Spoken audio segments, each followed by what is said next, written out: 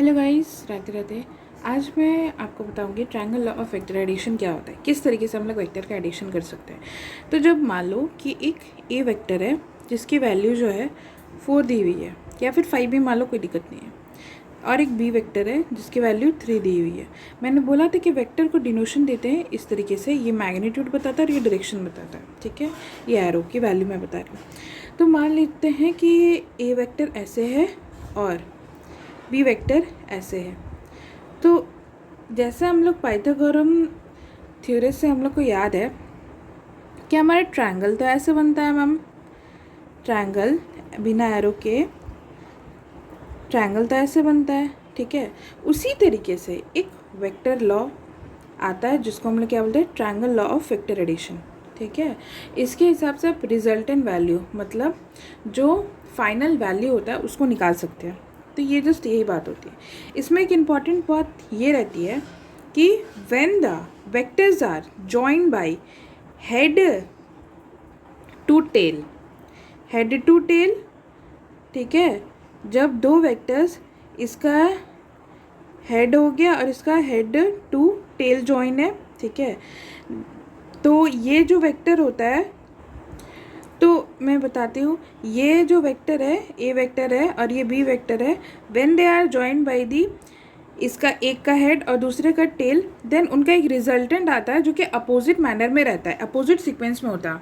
यहाँ से अगर हम लोग शुरुआत करते हैं, that is tail to head and then head to tail, ठीक है।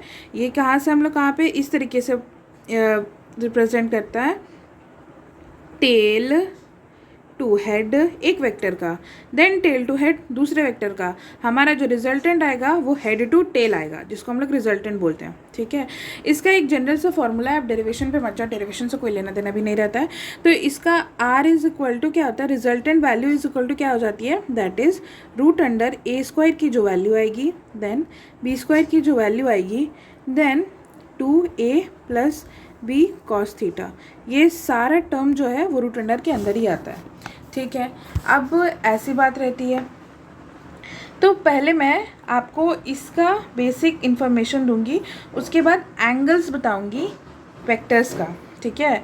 तो पहले अगर हम लोग कॉस थीटा की वैल्यू रखते हैं बेटा, कॉस थीटा की वैल्यू अगर हम लोग मान लेते हैं 0 डिग्री से शुरुआत करते हैं, तो आर की वैल्यू जो आएगी, आप सिंप्लीफाई कर लेना, ए प्लस बी आएगी, ठीक है। और जब हम लोग theta is equal to 90 degree करते हैं, तो हमारी आर की वैल्यू जो रहती है that is A square plus B square आता है। और जब थीटा इज इक्वल टू, तो जब थीटा की वैल्यू 180 डिग्री होती है बेटा, तो रिजल्टेंट की वैल्यू जो होती है वो उस फॉर्मूला में अप्लाई करके ए माइनस बी की वैल्यू आती है।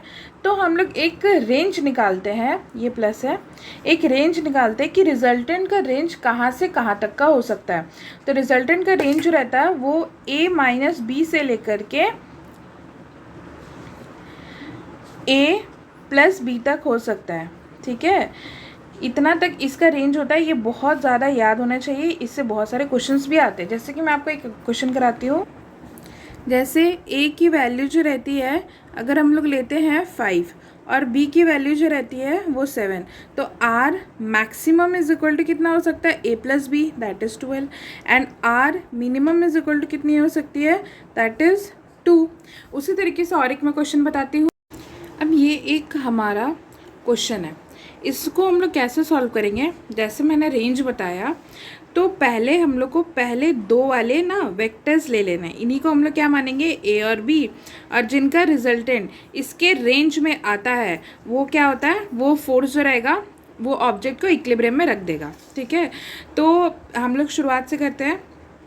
अगर हम लोग ऑप्शन ए को देखेंगे, तो अगर आर मिनिमम तो ये 1 और आर मैक्सिमम की वैल्यू 7, तो ये जो वैल्यू मैंने लिखी है वो 8 लिखी है, क्या ये इसके अंदर आता है, नहीं, तो ये जो रहता है कि ऑप्शन नहीं होगा। नेक्स्ट इज 2 एंड 5, 2 5 और यहाँ से 1 लिखा हुआ है, ठीक है।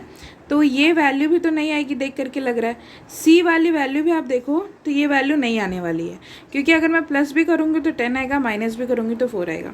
अगर हम लोग डी वाली वैल्यू देखेंगे तो ध्यान से देखो, मैक्सिमम वैल्यू 9 आएगी, मिनिमम वैल्यू 1 आएगी। अब मैंने क्या बोला, ये इस रेंज में होना चाहिए, मैं रेंज की कैटेगरी का क्वेश्चन लेकर के आई हूँ, तो ये इसके रेंज में है, मतलब हाँ ये आंसर जो है बहुत ज़्यादा करेक्ट है और यही आंसर होगा जो कि नीट में पूछा जा चुका है। Thank you, this is all for triangle law of vector addition. Angles की टेंशन नहीं लेना, एंगल्स मैं बता दूंगी।